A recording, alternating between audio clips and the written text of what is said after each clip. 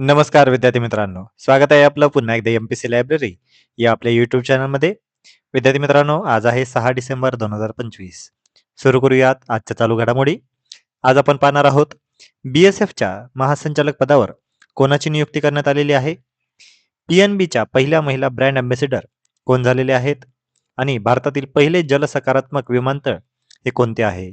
त्यामुळे या संपूर्ण महत्त्वपूर्ण चालू घडामोडी व्यवस्थितपणे समजून घेण्यासाठी व्हिडिओ शेवटपर्यंत अवश्य पहा. सुरू करूयात कालच्या एका प्रश्नाने. काल व्हिडिओच्या शेवटी मी तुम्हाला एक प्रश्न विचारलेला होता. रुपया घसरल्यास त्याचा कोणत्या क्षेत्राला जास्त फायदा होतो. तर याचे योग्य उत्तर आहे पर्याय क्रमांक 3, निर्यात. विद्यार्थी मित्रांनो, कालच्या व्हिडिओमध्ये आपण पाहिलं होतं की आता रुपया पहिल्यांदाच ऐतिहासिक अशा 90 रुपयाच्या लो पातळीवर आलेला आहे.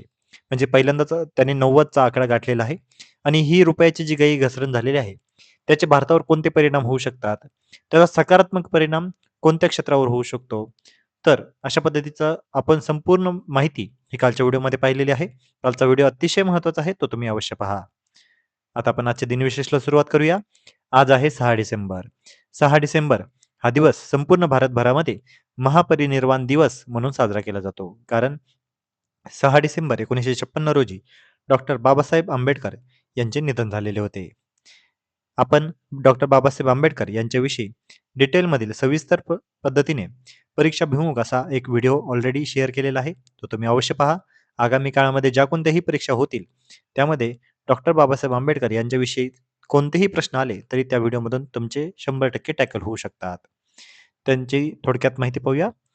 चौदार तळे महाड सत्याग्रह यामध्ये डॉक्टर बाबासाहेब आंबेडकर यांचा सहभाग होता. नाशिक येथील काळाराम मंदिर सत्याग्रहामध्ये त्यांचा देखील सहभाग होता.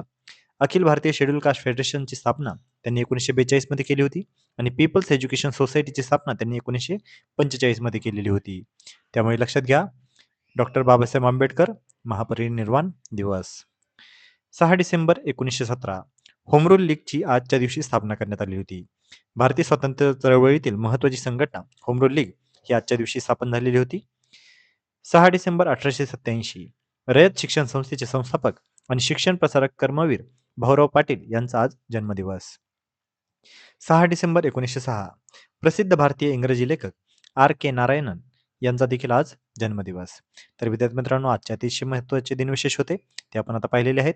आता आपण आजच्या चालू घडामोडींना सविस्तरपणे पाहण्यास सुरुवात करूया. प्रश्न क्रमांक पहिला. पंजाब नॅशनल बँकेच्या म्हणजेच PNBच्या पहिल्या महिला ब्रँड अँबॅसेडर म्हणून कोणाची नियुक्ती करण्यात आलेली आहे. यासाठी पर्याय आहेत. पर्याय क्रमांक 1 मिताली राज, पर्याय क्रमांक 2 स्मृती मंधना, पर्याय क्रमांक 3 हरमनप्रीत कौर आणि पर्याय क्रमांक 4 पूनम राऊत. तर या प्रश्नाचे योग्य उत्तर आहे पर्याय क्रमांक 3 हरमनप्रीत कौर. तर हरमनप्रीत कौर यांची PNBच्या पहिल्या महिला ब्रँड अँबॅसेडर म्हणून आता नुकतीच नियुक्ती करण्यात आलेली आहे. त्या भारतीय महिला क्रिकेट संघाच्या कर्णधार आहेत. त्यांची नियुक्ती ही 1 डिसेंबर 2025 या दिवशी करण्यात आली. हरमनप्रीत कौर या पंजाबच्याच रहिवासी आहेत. 2017 मध्ये त्यांना अर्जुन पुरस्कार हा देखील मिळालेला होता. त्यामुळे लक्षात घ्या, हरमनप्रीत कौर PNBच्या पहिल्या महिला ब्रँड अँबॅसेडर. प्रश्न क्रमांक 2 हॉर्नबिल महोत्सव 2025 साठी देश भागीदार म्हणून कोणता देश निवडण्यात आलेला आहे. यासाठी पर्याय आहेत. पर्याय क्रमांक 1 फ्रान्स, पर्याय क्रमांक 2 जपान, पर्याय क्रमांक 3 ऑस्ट्रेलिया आणि पर्याय क्रमांक 4 युनायटेड किंगडम. तर या प्रश्नाचे योग्य उत्तर आहे पर्याय क्रमांक 4 युनायटेड किंगडम. हॉर्नबिल महोत्सव 2025 हा सध्या सुरू आहे. हा युनायटेड किंगडम या वर्षीचा देश भागीदार म्हणून आता सामील झालेला आहे. हॉर्नबिल उत्सव हा दरवर्षी 1 ते 10 डिसेंबर या दरम्यान साजरा केला जातो. 2025चा हा 26वा उत्सव आहे. याचे ठिकाण आहे किसामागाव, कोहिमा, नागालँड. यावर्षी स्कॉटिश कलाकार रुईरिद मॅकलिन यांचे 2 डिसेंबर 2025 रोजी सादरीकरण झालेले आहे. नागालँडचे मुख्यमंत्री आहेत डॉक्टर नेफ्यू रिओ. हॉर्नबिल महोत्सवाबद्दल थोडक्यात माहिती पाहूया. हॉर्नबिल महोत्सव हा नागालँड राज्याचा महत्त्वाचा महोत्सव आहे. दरवर्षी 1 ते 10 डिसेंबर या दरम्यान हा साजरा होतो.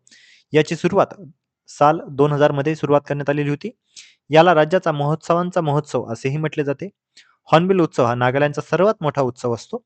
याचा मुख्य उद्देश काय असतो तर नागा जमातीची परंपरा, कला, नृत्य, संगीत आणि संस्कृती प्रदर्शित करणे.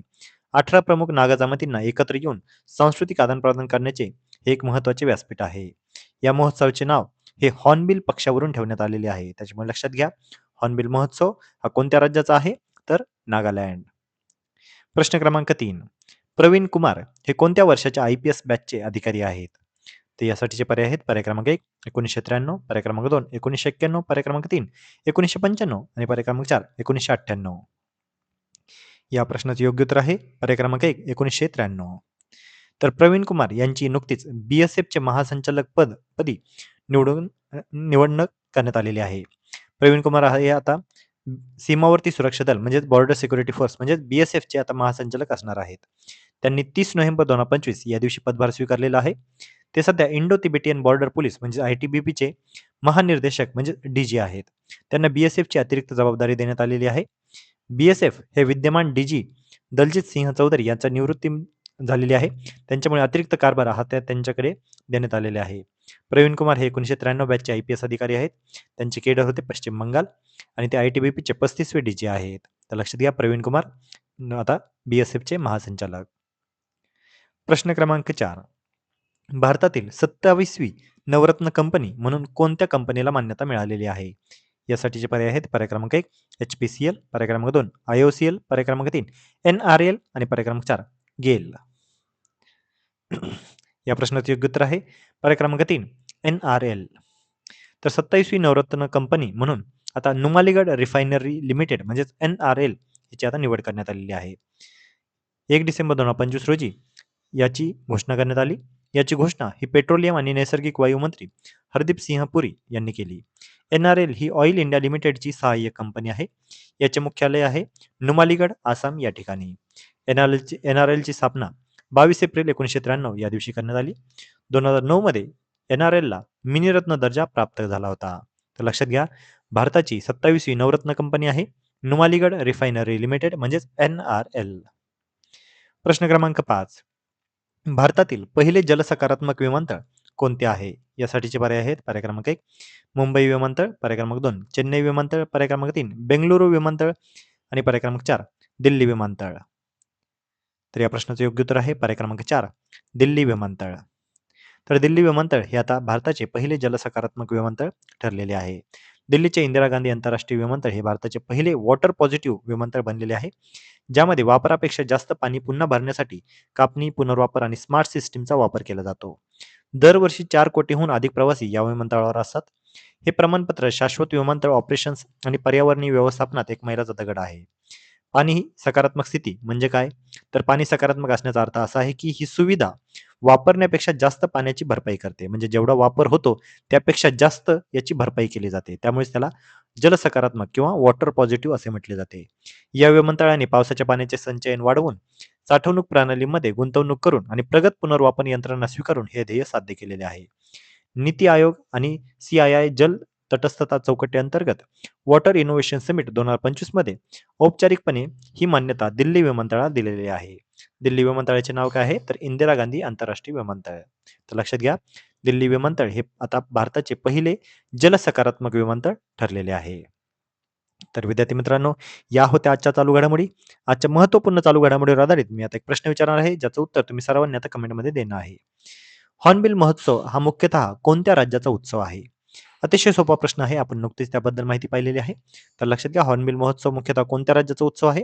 यासाठीचे पर्याय आहेत पर्याय क्रमांक 1 मणिपूर, पर्याय क्रमांक 2 मेघालय, पर्याय क्रमांक 3 नागालँड आणि पर्याय क्रमांक 4 आसाम. तर विद्यार्थी मित्रांनो या प्रश्नाचं योग्य उत्तर तुम्ही सर्वांनी आता कमेंटमध्ये द्यायचं आहे. जे कोणीही विद्यार्थी या प्रश्नाचं योग्य उत्तर कमेंटमध्ये देतील त्याच्या कमेंटला नक्कीच लाईक देखील देण्यात येईल.